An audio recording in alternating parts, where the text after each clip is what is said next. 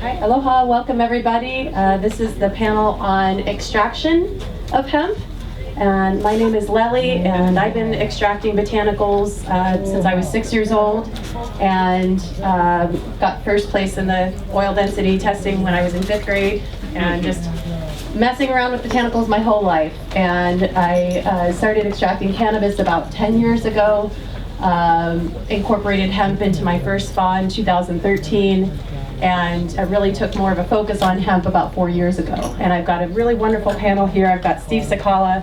He's got decades in the industry of cannabis, both with growing and extracting and genetics, and Mr. Tane Data with Adaptations Farm. He too, decades of extraction, a wealth. He's basically the Willy Wonka of medicinal herbs. And each one of us have different ways in which we extract, and we hope to give you guys a good understanding of the different extractions of hemp, as well as ways to infuse it. I'll be doing, after everybody has their chance to speak, then I'll do a little demo on how to infuse, just really simple, some CBD extract into a honey if you wanted to make your own product instead of buying it in a store. So with that being said, please go ahead and introduce yourselves, starting with Steve. Thank you. Aloha, everybody. My name is Steve Sakala. I have a 7.5 acre permaculture farm over on the Big Island in South Kona. My passion is diversified agriculture.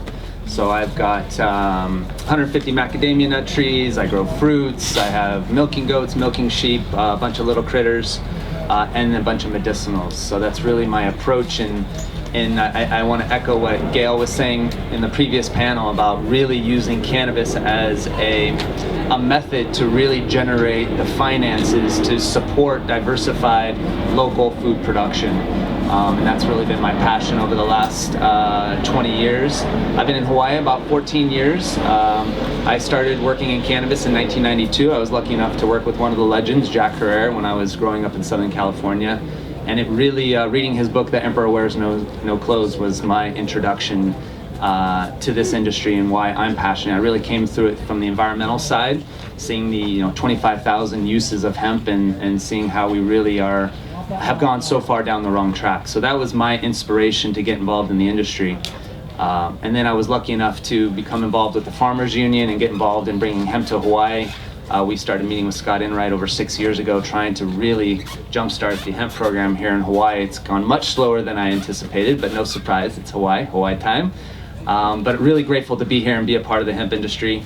I started Hawaii's first CBD hemp business about 6 years ago under a different name, High CBD Organics, and then we rebranded to Mana Artisan Botanics and offer products that are infused with only organically grown CBD hemp extracts. We don't use any isolates, so we've been creative in how we infuse and extract, and happy to share some of that experience through this conversation.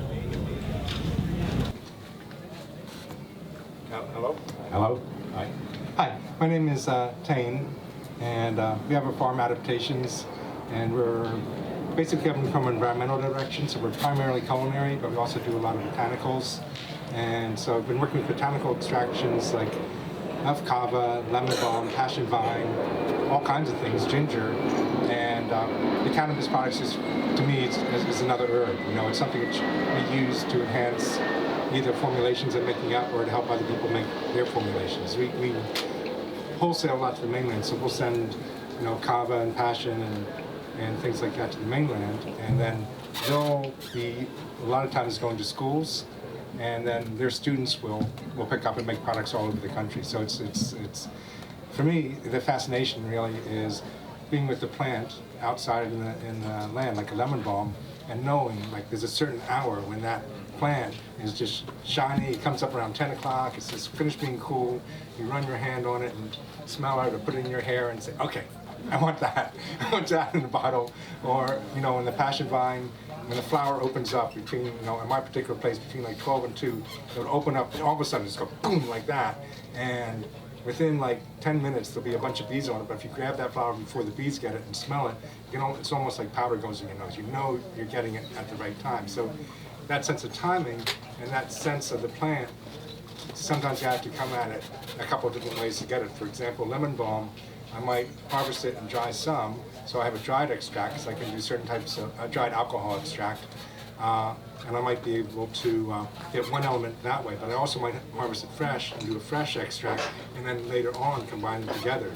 And then using some of the principles that you do if you're making essential oils, you can sometimes do those things at one time and come up with, like, maybe mix lemon balm and tulsi and do both extractions at the same time. So equipment-wise, we have a lot of stuff you have in a normal herbal place. You have a couple different types of presses, different scales on it. We can do alcohol. We have crock pots that you can do oil extractions, olive oil extractions, so infusions really rather than extractions. And one of my newer toys is a vacuum distillation unit, which I can take my alcohol tinctures using dried herbs. If I have like a mason jar full of the mixture and I run it through enough screening so I don't clog up my equipment, I can recover about 75%, or I could recover 100%, but I usually recover about 75% to 80% of the alcohol, which I can reuse again, which is a big deal out here because it's hard to get alcohol, and I can keep reusing it. And then my end up product is a concentrate. So if I'm doing formulations, then by having concentrates, I don't have to make a big, huge pile. But suppose I only want to have like, a dozen jars, like 12 ounces, or so much I want to make, but I want to have all these other elements in it. I can get more things in it, which is always more fun. Okay, so that's my quick background. Thank you, Tane. So the device that Tane is using right now is called Extract Craft. If you want to look it up, they are a wealth of information for people that want to have personal use of herbs. And I think, when I think about Hawaii Farmers Union United, it really is at that level that a lot of us are learning. We're not wanting to extract tons at a time here to start. So having these smaller devices at home really is fun and empowering because it's not just hemp that you can do.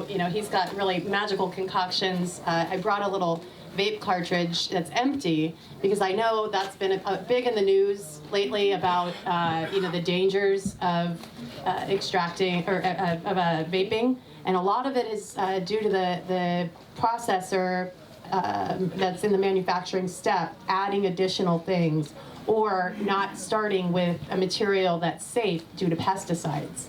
So it is an empowering option for those of you that find that vaping actually is a more comfortable solution than smoking.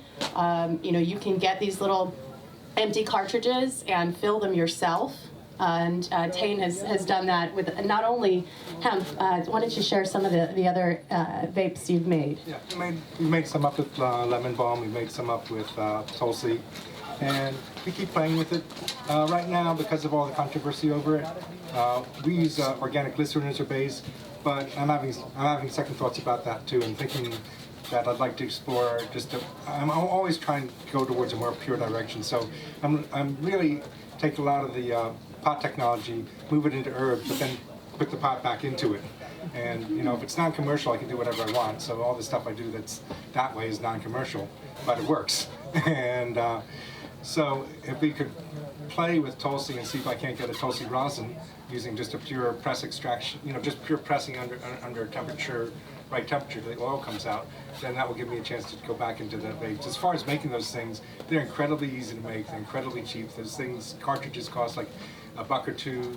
If you buy them wholesale, you need like a small little syringe to fill them up, and then you make up your mixture and put them in. So they are actually a relatively easy thing to make at home. But it's the direction I'm slowing down on at the moment. Likewise. Can I just take a poll here? How many of you make some of your own products at home already? A couple folks. And some of you that are interested in being here, are you thinking about making your own products? Tinctures, oils, vapes? Okay. Super. Yeah. All right, so let's walk through the different types of extractions that we can do. Starting at our farm, and then we'll expand out into things that on a national level, because of the legislation and the way that it is. I left Hawaii after not leaving in 5.5 years last fall to the Jamaica Canex, and that's when I realized how much we really, really, really need education out here.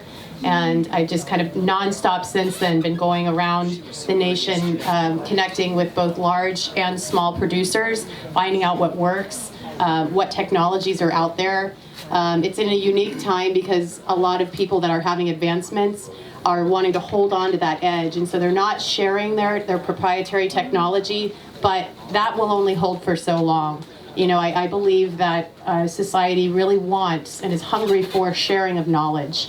And so even in my own craft in the beginning, you know, I didn't teach people how to distill for a few years because I wanted to make sure I was doing it right. I had the pleasure of teaching both of these gentlemen basic essential oil distillation, and that's one of my favorite things. And that is something you can do at a basic level. So if you had a hemp plant, you didn't have any equipment whatsoever, you could just take a pot and a lava rock or a brick and put some water into that pot and put a bowl on top of the lava rock or the brick, put your plant material in there and in the water itself, and then you put an inverted pot lid in with some cold ice and a turkey baster, and you just keep switching out that cold water, and you turn your boiler on, and that will distill it, and that's called a hydrosol. And that's just botanical water of cannabis, and it's not going to have CBD or THC, but there are therapeutic benefits to it. And that was the first way I ever distilled essential oils. Second to that would be the essential oils that come out of it. And that's something that you can notice maybe floating on the top if you've got enough liquid, and you can take a little dropper like this and you can pull that out, start using those to make little formulas. Once you want to get into more refined extraction methods, there's things such as ethanol extraction. That's where you're taking the plant material and putting it in an ethanol alcohol and letting all the chlorophylls, the plant waxes, CBDs, THCs, pretty much everything that's in the plant is going to come out in there. And then you're going to put that through your ethanol extractor, and what comes out is going to be what's called crude. So this is a crude extract of hemp that's got plant waxes. It's got obviously a lot of chlorophyll in it, which means that your shelf life, if you were to just make products out of this, is going to be shorter than if it's more refined. Another option would be CO2. Can I dovetail on that? Oh, please, yes. Thank you. So that alcohol extraction actually can be also just a very simple alcohol extraction. So instead of soaking it in ethanol, you can go with a nice alcohol of your choice. You can let it soak in a traditional method. I usually let mine soak for 3 months, but minimum a month. And then you actually just have a tincture. It's that simple. You strain your material out, and that is one of the best ways to preserve your crop. If you've got a high THC plant or a hemp crop, anything cannabis related, of course you can do with a lot of different botanicals, plenty of tinctures out there, echinacea, golden seal. But that for me was my entry point into the extraction, was because it was so simple.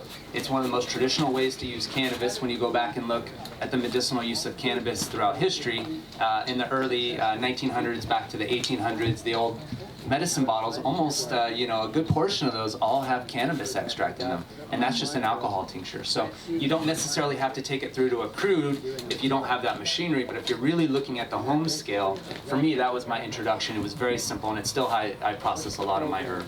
Thank you, Steve. And what was your introduction into it, Tane?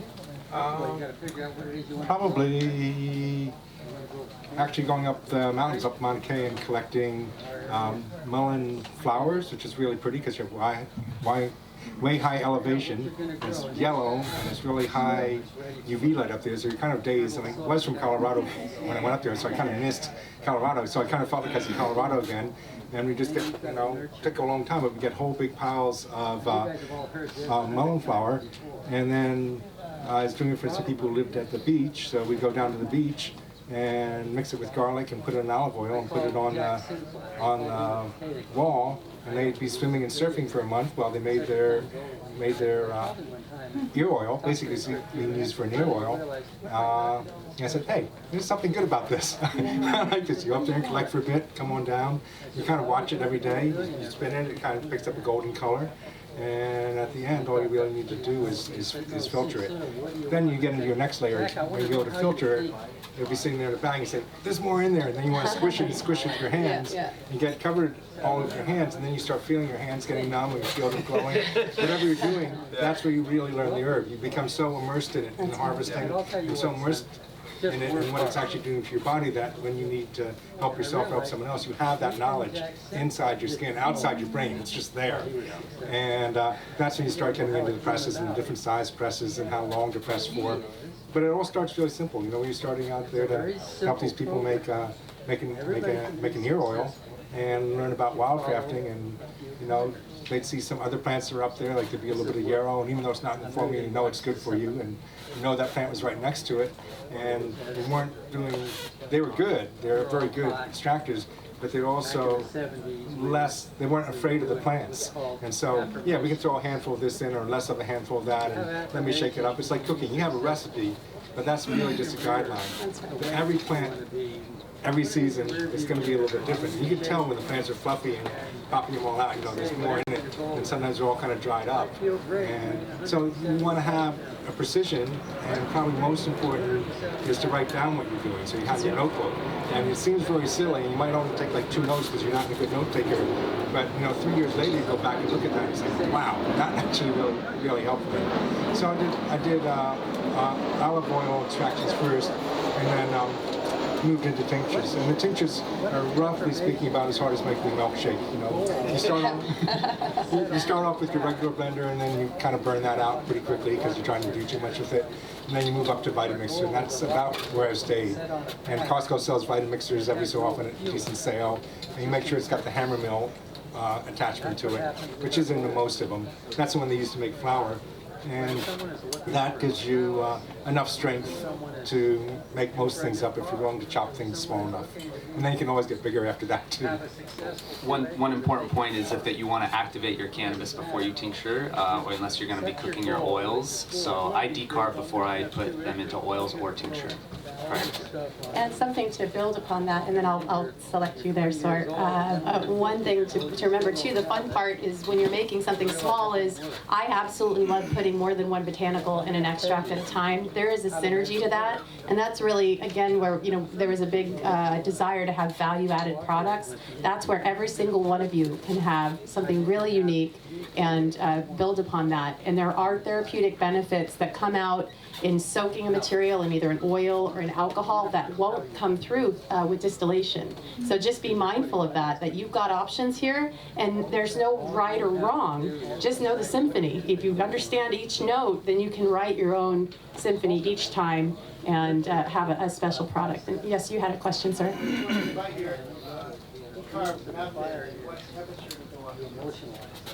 Well, there's plenty of charts online, and everybody, it's kind of an art and a science, but I prefer doing a simple decarb in the oven, and I do mine at 250 for about 40 minutes. I like to have a little acid still in there, so I don't do full decarbs because I want the full cannabinoid profiles. So you can go longer decarb depending on what your end goal and objective is. Decarboxylation is where the acid changes into an active cannabinoid.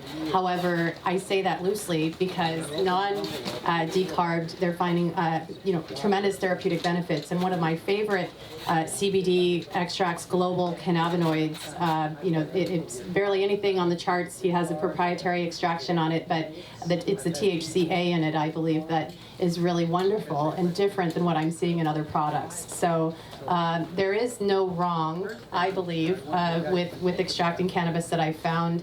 And if you look at it as a food product, think about having a tomato, how you can have it in a salad raw, how you can then sun dry it and have a totally different flavor and interaction and experience, how you can turn it into pizza sauce, blah, blah, blah. So it's really special that we get to have all these options, and when you start understanding it and become comfortable, you'll be comfortable with it, just like cooking. You know, I think that we've had a whole generation since the early 1900s when they took away stills with prohibition that have really made people feel like they have to have a professional person extracting their botanicals for their health and wellness. And to me, that would be like having someone tell me that I can only have a professional chef prepare all of my meals. You know, once you become empowered, you know, not only should you be able to make your own, but please share that information, especially in the islands. We need it. There is no wrong way to do that, like Lele said. However, I will caution you that if you overdo your THC decarboxylation, you will end up with CBN, and CBN is what makes you sleepy. So if you've got an overcooked baked good, that's why you potentially sometimes can knock out. So it's not necessarily wrong because a lot of people really want to use the sleep benefits of cannabis. It's just, it depends again on your end goal. Yeah, and I just can add on to that too, is whatever you do, take a couple notes on it. If you got your extract, at least put the date on it, associate it with your notes, and then when you go back to it, you'll end up with a whole shelf full of different extracts you took at different times. And if you play with it yourself personally, or share with friends who will give you feedback, then to say, oh, I really like this, you can go back, oh, well, what was I doing there? And you can keep on tweaking. It's like, I know, I guess quasi analogy is I also grow coffee, and it took me like several different roasts before I decided that our coffee is now roasted at 461 degrees. Nobody else does exactly that degree and exactly that way, but that's the flavor that I wanted, and that's, you know, the bean was just starting to bubble a little bit, and I wanted good, close to espresso flavor, but as much caffeine as possible in it. So that's where I went. But the same thing for any of your other botanicals, like especially pot, is you'll have your strain, you'll have your time you did it, you'll have your post-harvest practice that you did with it, and then if you have an effect that you want, you have to know how to mix that effect with some other thing that you did almost the same thing to with a different effect. Say, well, these I want. I'm going to pull these effects together, or this smell together, or this feel together on your skin. You know, I think all your senses can be affected by extracts, and it's important to mix them. That's right, and that's a great point, Tane, and that goes along with the entourage effect, which is what is a synergy of the use of the plant. It's the cannabinoids, it's the terpenes, which I just turned on here. These are hemp terpenes that have been CO2 extracted, so hopefully you can breathe that in, get a little relaxed as we move on through the topic of extraction. So. As we were mentioning, I think we've kind of wrapped up on the alcohol, so we'll move briefly on to CO2 extraction, and that would be where you're putting the plant material into a CO2 extractor. It's got to be a completely dry material, so the terpenes on that are not going to be as rich. But that people like that because it's a lower temperature, and they call it a solventless extraction, which, you know, that the solvent is CO2. You know, at a very, very low temperature, it's supercritical or subcritical. That's right. So it takes a lot of energy. It takes a lot of power. So doing a solar setup with that is advisable. They do have some on the mainland, some grandfathered in CO2 organic certified labs. But I believe that they're no longer issuing those. So I've only seen a couple of labs that have that method in that way. For ethanol extractors, I've seen they have certified organic ethanol and non-certified organic ethanol. The cost that I've seen on the mainland is about quadruple for processing. So if you are going to become certified organic and you're going to do an ethanol extraction, be prepared that's going to be a cost you're going to incur. If you grow it organically and then extract it into a CO2 that's not certified organic, then you're taking that into factor, and then you're no longer going to be under that purview. I would highly recommend, if you are thinking about ethanol extraction, to absolutely source organic ethanol. You really reduce your chance of contaminants, because you remember you're concentrating everything that you're processing, including whatever you're starting with. So if that alcohol is a non-organic alcohol, you potentially have remnants that you could be concentrating into your product and material. So if you want a clean organic product, especially as we're here at HFUU and talking about regenerative agriculture, support the organic farmers who are growing organic crops. You're going to avoid GMO crops, you're going to avoid pesticides and herbicides. So you're really supporting those earth stewards that are growing their crops, even at a large scale with ethanol extraction. You're talking about large acreage. Do take that extra step to support the organic farmers. Ethanol extract with an alcohol is going to be a much higher quality product. Yeah. Now, one place that's pretty easy to find online is Alchemical. I think. Alchemical Solutions. Alchemical Solutions. I think it's out of Oregon. Once you get on their mailing list, they're doing all kinds of extraction stuff comes in. Last week it was like lemongrass. Next time it might be elderberry because it's getting to be flu season. So they're staying in touch with all kinds of alcohols and all kinds of different extractions. So they're just kind of a fun company to be part of, and they know all the laws pretty well. The hardest thing out here is the cost of shipping here is really high. So I've actually go to the liquor board and once every so often get my permit and just make it for a pile, like for 1,000 gallons, so I'm never going to use it. And then order a pallet, then it's good for several years. And I just get all my shipping, you know, once you bring up the shipping to a certain level, it starts to balance out again. But it's a problem out here to try, you know, they might be able to send you like small amounts, like in quarts that are legal, and they have all that down. They have their funny sizes, like, you know, 2.9 quarts or something like that. So they've got to figure it out. What was the name of the company, sorry? Alchemical Solutions. So, do you want to spell that for them? ALCHEMICAL. Oh, Alchemical. Like okay. And then alchemy. Solutions. Okay. So our next extraction, which I'm going to show quickly and then get into the water because I have this water kind of sitting here, so I want this to melt. But when you have a high concentration, once you take your crude and you've got it decarbed, then they call, depending on your equipment, some equipment can already do this, what they call inline, meaning that you've taken your raw material and what comes out has several different solvent processes that are all connected in one machine. So you can have it come out where it's decarbed and what's called winterized inline. If you have a basic setup though, which most people will, you will want to winterize your materials. So even though you'll have a CO2 extraction, you're still putting it in alcohol to get rid of the plant waxes. So that's still going to be exposure to a solvent. So that's where, you know, when you're looking at buying a product and they said, well, it's a CO2 extracted, solventless, but it's a distillate, you know that they did have to winterize that, and that's how they did it. So with that, you're going to mix it with an ethyl alcohol, put it in a freezer overnight. It's going to separate out the plant waxes and chlorophylls, and then you're going to distill that. The distilled, this is a higher concentration of about 80% CBD, and if you notice, it is crystallized. So I'm going to just put this in here. It's got some hot water. We're going to heat it up, and it's going to look like honey. This is honey, not CBD extract, but that's what you can very simply mix that in and have your own little infusion right at home. So as that starts to melt, then we'll mix that in a little bit. Why don't you go ahead and speak about your products and how you, what you choose to use in that? Yeah, so obviously over the last 5 years since I've been working with the CBD hemp products to really bring them to market as a Hawaiian-made product, I've experimented with a lot of different methods and infusions. What we really found is that we prefer the CO2 extract. For a variety of reasons, we wanted to really bring in the cleanest product we could, and for us that was the CO2 extract. We did experiment with distillate, so I don't know if everybody knows kind of the differences, but the crude is essentially the non-processed waxes and cannabinoids that come off the plant with that process.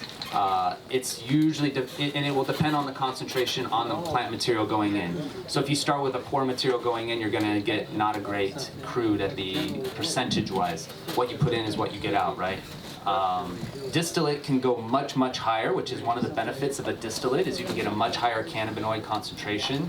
Oftentimes they're above 80%, but I often see them now at 90, 95%. So that's really one of the benefits of a distillate. And if you don't want the flavor of the cannabis in your end product, that's also another benefit of a distillate. It's not flavorless like an isolate or water-soluble powder, but it also isn't chemically processed like some of those others. So we played with both. We mostly use now the CO2 extract.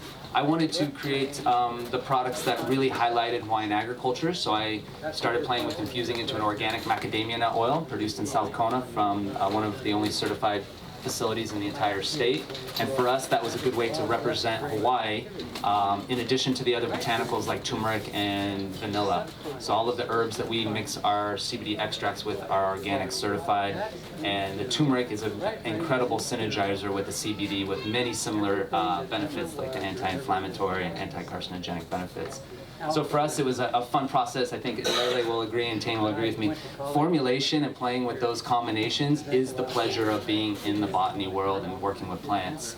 So that's really the fun process. Once you get to the production part, a little more challenging, scaling and marketing and doing all that stuff. It has its fun, but it's certainly the formulation stage that is the fun part. So we've done a honey, we're again highlighting the Hawaiian ag products, lehua, organic lehua honey. We have a balm with comfrey and plantain. We have passion flower in one of our tinctures. We have organic cinnamon in one of our tinctures. So it really is the pleasure of making those formulations and playing with what extracts you want to use. But for us, it's either alcohol extract, traditionally done, or CO2 extract, and on occasion distillation. And I should point out that I think everybody on this panel wants our hemp to come from Hawaii. Absolutely. But scalability is an issue, especially when you can't grow it here yet. We've got 30 permitted holders. That means that we've got 300 maximum acres, per permit holder, and more than half of those crops have been destroyed due to being hot. So this is a bridgeway process. If you wanted to, say, get into this industry and you don't have acreage or you never want to be a hemp farmer, that doesn't mean that you can't be a part of this. So one of the ways that we've been working very hard over the last 15 months is when I recognized that the laws weren't going to change anytime soon, is how can we empower, say, a MacNut farmer who wants to have CBD infused MacNut? How can he get into it now? And that's where there's several manufacturing facilities that I've gone to on the mainland that we can ship those MacNuts to, and they have hemp that is from farms that I've done business with, and we can have the farmer be a part of the process in deciding how that's going to be branded and what kind of flavors they would like, and we can infuse that there and at least get started now. It's not ideal, it's not what I want, but it is a pathway, because otherwise we're all waiting, and as we wait and these laws change, then we may be missing out if we haven't made our products before the FDA determines that each cannabinoid is a drug. So there are options with that, and it's not as easy as it sounds, just putting something in the mail and making a product, but it is an option for everyone here to be able to have their own little products or their own brand identity with Hawaiian botanicals, and with farmers that on the mainland, they understand our struggles, and there's good and bad, and that's something to really be aware of. And that's where the extract that Steve was referring to, isolate, this is the one I believe is going to be classified as a pharmaceutical. And the way that you get this is after you've got your distillate, which I think it needs to be a little bit hotter, so I don't even know if I'm going to be able to make this into honey because it's not on an electric kettle. But once you take the distillate, they put a chemical solvent, something like pentane, and put it in a freezer, and then the crystals form in that and drop out, and that is what forms the isolated CBD or another cannabinoid like CBG or CBC. And from there, it's the reason that the pharmaceutical industry likes it is because it's a lot more precise dosing. They're looking for control, saying that every time that we use this certain amount, we'll get this certain result. And it's something to be aware of. I personally don't use isolate in my own products. I do understand, though, that in some cases, having that control is absolutely necessary. But what I did see and witness over the past year was more adulteration than pure product. More mystery, more crime, more people saying that it's real, only to find out they're selling bags of sugar.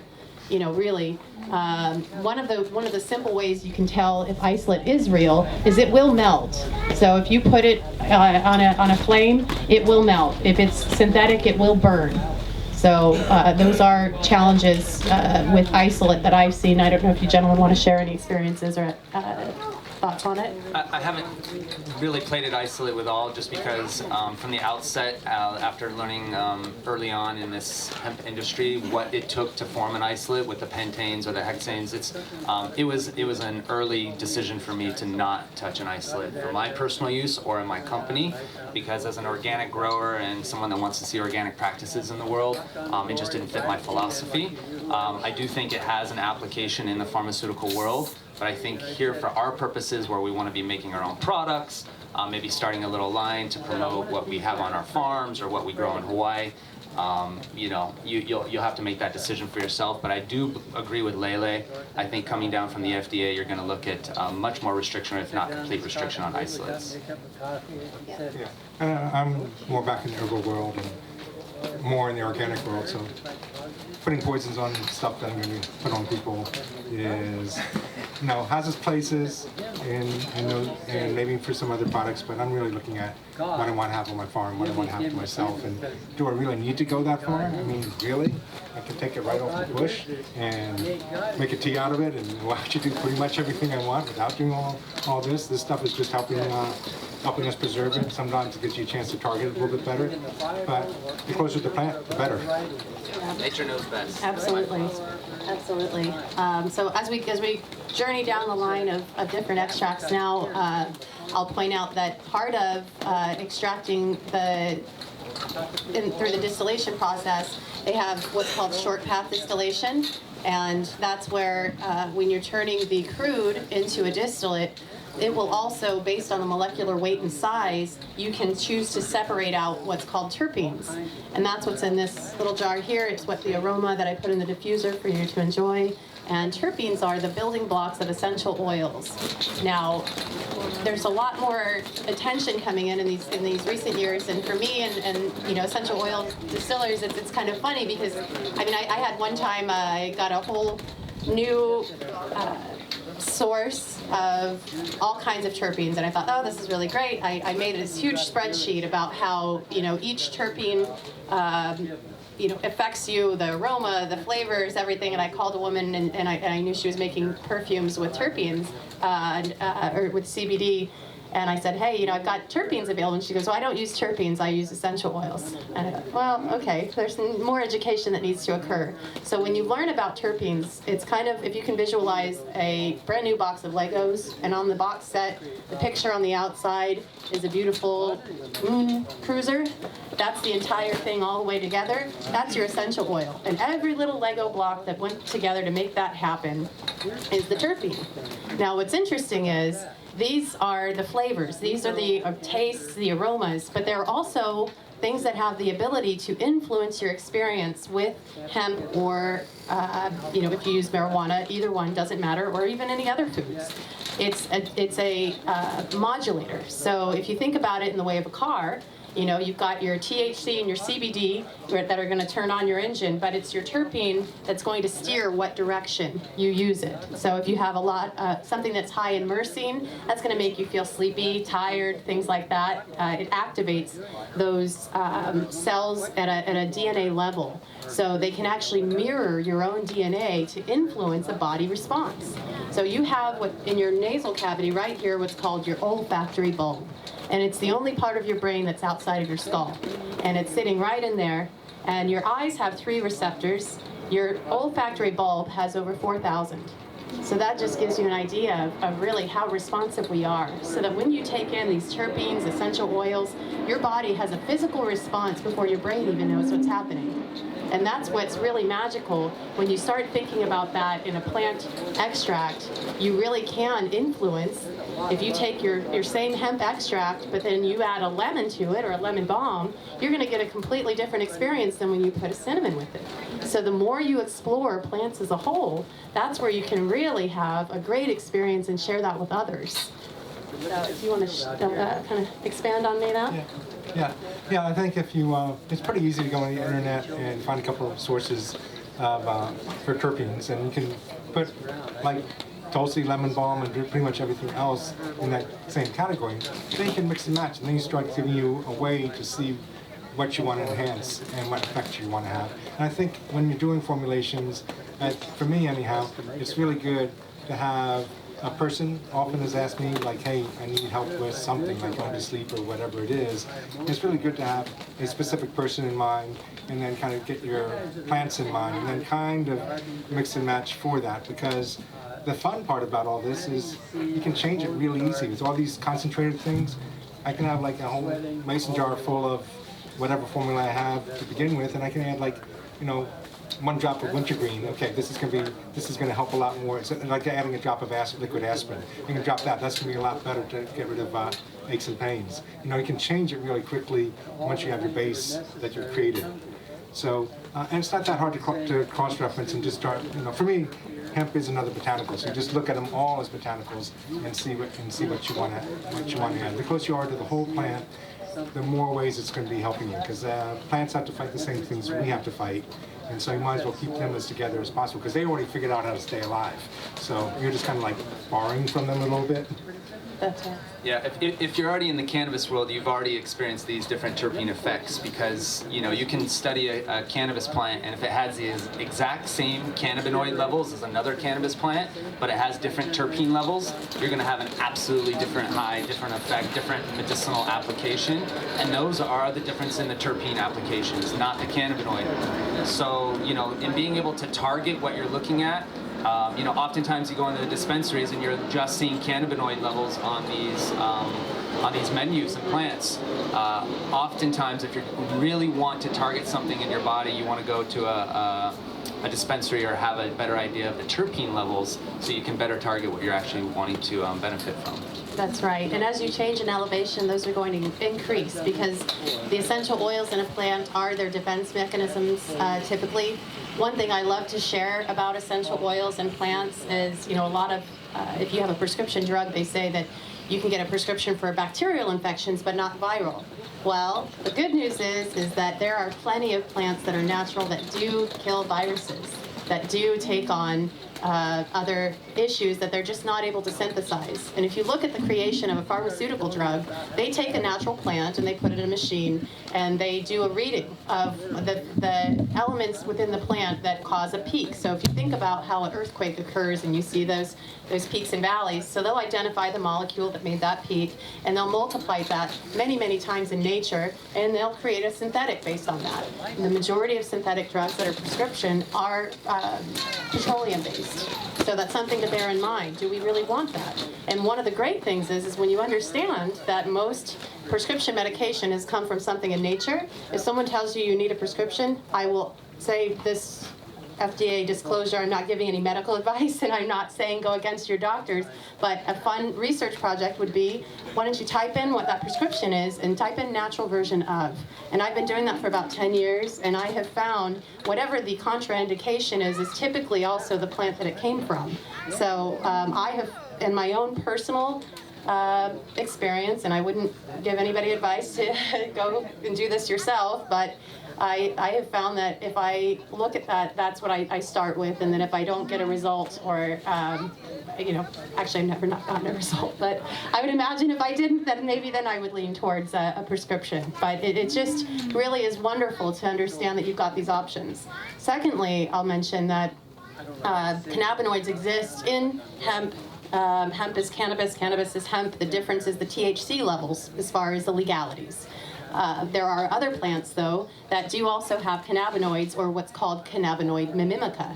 So helichrysum is a cannabinoid mimica, meaning that it mirrors the effects of the CBD. You also have things that can modulate your effects. Say if you consume too much cannabis, you're too high. There's a fabulous product called Undo, and it's an olive extract. There's no CBD, there's no THC, but if you take that, it will enzymatically wash off your receptors of that THC, and it will remove the high, but it will still circulate the benefits throughout your body. And that's a safety thing. I think that if you've got cannabis in your house, you should be having something to be able to help in the event that your pet or your child or someone who accidentally consumes, you can erase that versus having several uncomfortable hours. But once you start really understanding all of these different extractions, I mean, it's really just a world of satisfaction to be able to, at a rudimentary level, care for yourself and your loved ones. One more comment from me on the terpenes is when you go online, like Tane mentioned, do be aware that they are synthetically making terpenes now as well. Yes. So you want to know your source of terpenes. Look for your natural terpenes. I mean, ideally you'd find organic terpenes, and that they're also deriving them from different places in the natural world. So, you know, when you're smelling a lemon, you're smelling a limonene. So that's a terpene. You can get limonene from the citrus world. If you want cannabinoid or cannabis-specific terpenes, then you have to search those out, and you just have to be specific in your search. There is a test called carbon-14 testing, and this is something that's becoming more and more prevalent in the perfume world for essential oils. And carbon-14 testing proves that it is 100% bio-sourced, meaning that it's natural. So this is something that will be coming online. I have yet to find a lab that's prepared to offer me that test at a reasonable rate, but if you are going to be choosing something and making a product line long term, those are something that I would recommend doing each time, because even with sources, as you learn to scale, you will find that even the most trusted sources, and I've seen it small and big, once they run out, they will look to meet an order if they get a purchase order in. So even people that are great, you can love them, they could be the best person you've had Thanksgiving every year, but if they get a big order in and they're out, and they call someone they trust, you don't know where that comes from. So you want to make sure that every step of the way you're testing each batch, because, you know, love your brother but have great records and transparency, and that's called chain of custody. So always ask for chain of custody. Yeah, I'll echo that as well. Certainly when we buy an extract, we always ask before we buy an extract for the COA, and it's the extended COA. You don't just want cannabinoid profile. You want to know if there's heavy metals, if there's any solvents left, contaminants, pesticides. Those are all COA panels that you can buy and request. So if it's something that you're looking at doing, absolutely ask for those before you buy. And then we always then test in-house once we get the extract in as well, so that we know that we're getting what they sent us the COA for. So please do your due diligence. It's the only way you really can trust what you're getting. Yeah. So unfortunately the one did not liquefy, but I have a backup that is liquefied. So I mean, it's really as simple as, and this is Maui honey. This is from Maui Bees up in Kula. It's a honey farm that I love. I mean, it's as simple as, you know, this is already liquefied. If it wasn't, you can just heat up water. You know, it doesn't even have to be boiling, but it has to be hot enough that it'll liquefy it. And then you'll just mix in your extract. Now, when you get an extract, and this was something, I mean, I have been formulating for many, many years, and I still always have to do the math and check and double check the math. So creating spreadsheets for yourself will definitely help. But to understand basic math, if you get a large volume, the industry goes by kilos or kilograms. And 1 kilogram is 1,000 grams, or 1,000 grams, and then 1 million milligrams if it was 100% CBD. But no one really has extracts that are 100%. So you may get something that says it's 80% CBD. So you want to take the measurement of the volume and figure out how to calculate the milligrams so that you can dilute that properly. So for ease of use, let's say that we had in this here, we've got 80%, and let's see, this is 1 milliliter. So with 1 milliliter at 80%, then let me just do a little calculation on my phone here. I can tell you how many milligrams are going to be in that. So let's see. Always check your math and double check your math, especially if you're doing big volume. I have more than once missed that mark, and you learn very quickly, especially when you have overhead and you know, you've invested in something and you want to get it to a certain milligram. Now, sometimes you can correct that mistake by dilution, but not always. I did that when Steve, I had written something down once I got an extract from him, and man, that extract you gave me was amazing. I felt so relaxed, and it was so good, and I don't need as much. And And then we figured out I was taking, instead of every dose being 30 milligrams, I was at 70 milligrams. And it was fantastic though, because one of the side effects you're gonna find as you start consuming cannabinoids on a regular basis is you feel more balanced. And for me, I usually would have a glass of wine in the evening. That became my glass of wine. And that was very enjoyable. You know, I think that had that not happened, I don't know if I would have started developing beverages. Yeah, so I started developing beverages based on that. In 2017, I had a botanical bar down in Kona where you could come in and you would get your extract, and it was in his honey. And although you can't, so if you put this extract in water, it's not going to dissolve or dilute. If I put it in honey and then dissolve it, it does a pretty great job. It comes out a little cloudy, but you can drink it. And so we would put that into a little Perrier, and I had different botanicals I distilled, and we'd mix that in, and you could just have your little beverage. And that, to me, is just as enjoyable in a wine glass as a glass of wine, only even better, because the next day when I wake up, I'm not bloated, I'm not hungover, I'm healthy, and I feel great. But just to show you, I mean, it's pretty simple. We're just gonna put that into the honey, stir, and there you go. So as long as you know you're sourcing, then you know you've got a great product. And that, I mean, it's like Infusion 101. It's a delightful experience, and it's something that once you understand. I mean, I give this to my son. He has traits of autism, and when he's really in a mode where he's anxiety, I just give him a little bit and he's fine. And so that was really wonderful when I found that out, you know. And so his school is aware that if he needs it, I'm going to give it to him. And if you look at cannabinoids, you'll realize that your body, we haven't even touched on the endocannabinoid system. So we've got a couple minutes left, and I think it's important at 11:11 for us to share this. So we have in our body what's called the endocannabinoid system. It's the most abundant nerve receptor in your brain and all of your body. How many of you are aware of the endocannabinoid system? Almost. All right. Steve, he's got a website. Why don't you share about your website, and you can tell him a little bit about the endocannabinoid system. Oh, no, it's you can find so much information online now. So do study up if you're not familiar with the endocannabinoid system. Like Lele said, there's more receptors in the endocannabinoid system than there is any other single receptor system in the body. So this is an extremely important system that keeps us balanced or in homeostasis. So it can affect everything from cholesterol, blood pressure, hormone production, GABA production. The list goes on and on. We have all of our organs have cannabinoid receptors in them. So this is why you see such a diversity of health benefits from the cannabis plant, and why we've likely evolved over thousands of years with this plant.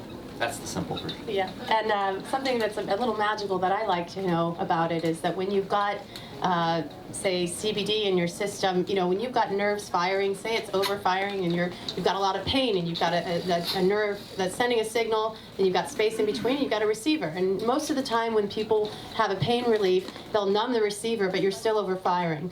And the signals are moving in one direction. So the wonderful homeostasis that occurs with cannabinoids is it allows the signal to go backwards and forwards, and it tells the overfiring signalers to stop doing that. And so then your body can really start to benefit with healing. So I just think that's wonderful. And if you look up, they say that more research needs to be done about cannabis, maybe in the US, but the rest of the world and, you know, Europe, they've got a lot of information. And, you know, even, you know, one of my most favorite ones was reading about the cannabinoids that exist in breast milk. You know, my mother consumed cannabis when she was pregnant with me, and I have heart disease, and I've beaten many things that would take me out, including endocarditis, something that kills you within a week. I made it through. And they say that, you know, breastfeeding your children is best. There's cannabinoids in breast milk. So I believe in the future, maybe not for about 10 years or so, but I do believe that they will find the right doses to be able to give to children as well as adults and grandparents alike. We just have to stop being afraid of it. We need to understand that THC on a very tiny level you can consume, and it's not going to make you high, but you can have therapeutic benefits of it. And you can consume it. One of my favorite I have to talk about is the Pacoti gland, and that's your belly button. your belly button, behind your belly button, you've got about 75,000 little bundles of nerves. And so you can put in your belly button a oil or an alcohol tincture. Unless you have an Audi. That's right. Then you dip it. But that helps you, so anybody who might have liver concerns, it bypasses the liver. Also, suppositories are popular because you have a high absorption rate with that, and that also bypasses your liver. So both vaginally and otherwise, where the sun doesn't shine, it may be an option if you're concerned with the liver issues. And in the studies where they've said that cannabis can have detrimental effects, please don't just look at the article and share it on Facebook without reading it. Go down to the bottom of that article and look at the scientific research papers that inspired that person to write the article.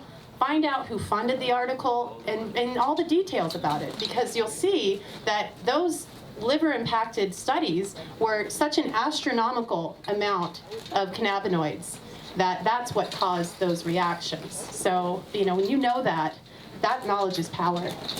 I think coming back to the safety of cannabis,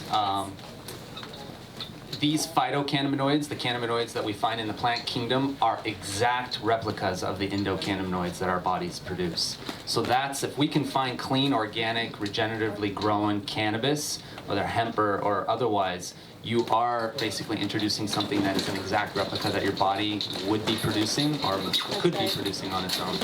They're just like vitamins, are essential nutrients. Your body needs it, but they stop producing or they have certain levels, and that's where you need to supplement. But we're going to go ahead. We've got a few minutes. We'll open up for questioning. Mr. Ray Matthew.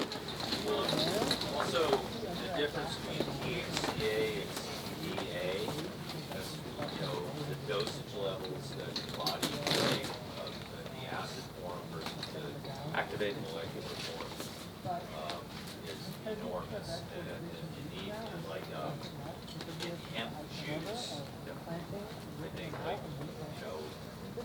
firing the endocannabinoid system safely in the acid form of THCA and CBD is like where you can really get a critical mass of the material inside the body without having to.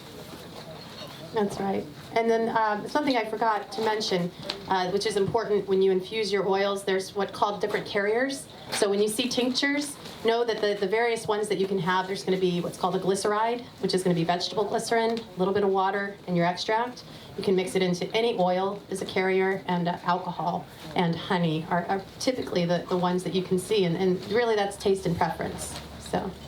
And to Ray's point, I think juicing the cannabis leaf is probably one of the best and easiest home methods that if you're growing cannabis to get regular cannabis into your system as a superfood, as a nutrient, as a vitamin. Just juice the leaf like you would wheatgrass. Yep. It can be spicy or it can be sweet depending on the age of the plant and the variety. But I highly recommend that as a daily practice if you have the access. And you can eat it, microgreens and salads. They're doing it on the mainland. Any other questions? Yes, sir? When I first learned about the endocannabinoid system, I was amazed that it's the same chemical that we use all the time, like you said. But I haven't found anyone to talk to about it, especially practitioners. They won't even talk about it. And most of this research was done in the USA, Israel. There's a lecture that comes on once a month, and I've been to those lectures and learned a lot. Yes. I'd like to work with my getting to homeostasis, better sleep and stuff like that, but it's hard to learn about. Yes. Really appreciate it. Thank you. On your island, there's more professional people that understand. I would say naturopaths are going to be your best option for that type of information. We have several on the Big Island that are doing good work with cannabis. Your nutritionists are oftentimes good allies when it comes to using cannabis and helping with dosage and recommendations along with diet. So I would say those are going to be your best avenues. It's certainly changing in the medical world thanks to everybody using cannabis and advocating for it when they go to the doctor. I've heard a couple of stories within the last year of people being recommended by their nurses and or doctors to try cannabis or CBD. So even though they're not fully aware of the mechanisms, they know it works. Actnow.org is a resource. They have a hotline with a nurse practitioner that will discuss cannabis use, both marijuana and hemp. dosing, if you're taking prescription medication, they will talk to you and they'll share with you. actnow.org. There's also a really great nurse practitioners group that's forming statewide. I know of a couple that are out of Oahu, so I can pass you on some names offline after this if you'd like. Also, there's a Hawaii Cannabis Patients organization, is it?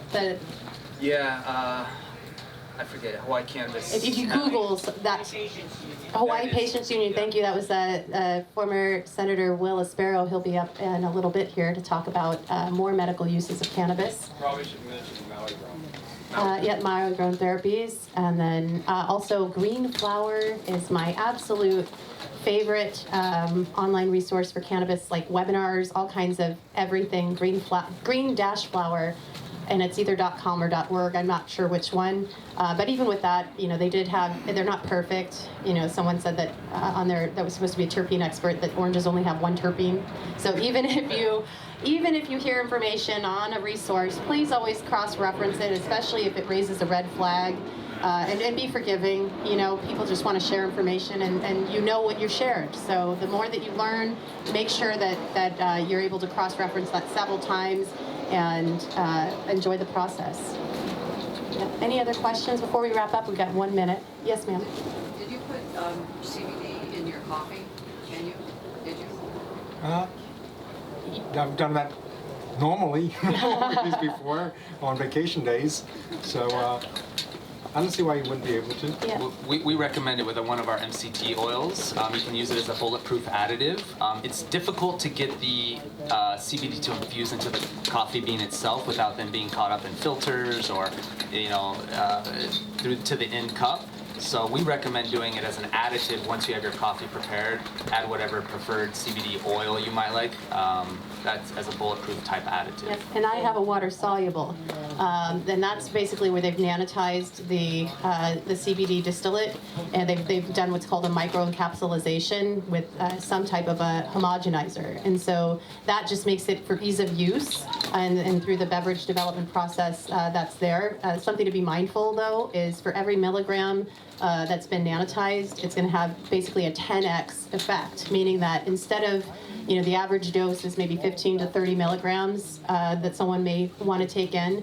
For a nano version, that would be 1.5 milligrams or up to 3 milligrams of water soluble. So even though it's low on the COA and you say, hey, this looks like it's got no CBD in it, the fact that it's a smaller particle, it makes it in there more, just like juicing. If you have a whole plant versus, juicing it, one will absorb through, let's say, cloth, that's like a cellular wall. If it's a nanoparticleized molecule, it's going to absorb in. So just know that you need to adjust that way down, and just because it says it's a low dose on the COA, that could be why. Just make sure that you know what you're ingesting. Yes, sir. Willie's Reserve has CBD coffee for sale. That's right. There you That's go. right. Willie's Reserve is great. We love Willie Nelson. I saw it in there. Very good. Store today. You touched on it, and I heard about water soluble. Yes. I actually recently got some to try. Different, can you elaborate on? Yes, so I've got a couple versions here. This is a clear water soluble, and this is about a 2.23 concentration. And this I have for a formulation of a beverage that I wanted it to be clear, and it is at a nanoparticle level. There's nano, and then there's pico. Pico is about 100 times smaller than the cell would be. Nano is about 10 times as small. I recommend caution with consuming nanoparticles. I prefer using them when I want a fast effect, or, and I can share this video after because we're short on time here, but a gentleman friend of mine has tremors like this, really bad. And I ran into him, and I mixed up my little beverage for him, and he was able to get reduced by about half within 9 minutes, and within an hour, he was completely steady. And so there are people that need that, that big guns, fast, application of it. But for the most part, I like to say if you don't need to pull out the big guns, don't. Or if you're out and about and you need the convenience, great. But I really restrict my consumption of nanoparticles because I do understand that it can, scientifically, there's some research and other nanoparticles that say that it can cause harm. And so I believe I'd like to see, and that was with other nano extracts, not cannabinoids specifically. And so because there's kind of conflicting information, you know, we've seen it on a comfortable, safe level for people so far with CBD, but I wanna explore that and say that I'm pro water soluble because of the convenience in which I can formulate with it, but use it with caution and be observing and be mindful of what you'd like to do. Can you explain that? Yeah, so it's a machine, and then they're going to have an emulsifier. So the machine, you can use a type of a ultrasonics. It breaks it up. It breaks up the particles. So it's going to make it smaller. So if you can imagine putting a tomato into a juicer, you know, when you put that through, then you're going to have, you know, a lot more smaller particles. So then when you go to consume that and you're absorbing it into your cells, it's going to absorb a lot more than the larger if you were to chew that tomato and break it up at that level. So it's just breaking up the particle. It's all particle size, really. And just to be real quick, the caution on that is the body doesn't have natural defense mechanisms against particles that small. That's what the study that she's referring to said. And so if you don't have really high quality material, and even if you do, if there's any impurities in That's that, right. your body has no defense mechanism against that. So that's the caution. That's right. Yes, sir. So when you said you do your own testing, like let's say that you're getting a CBD product or a THC product, how do you test it? Even after you got this certificate of analysis?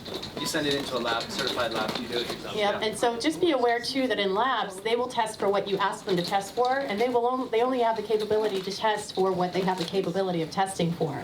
You know, as we move along, they discover more and more cannabinoids, more and more benefits of the plant. That's because our technologies are improving. You know, right now is the biggest science experiment our world has ever had.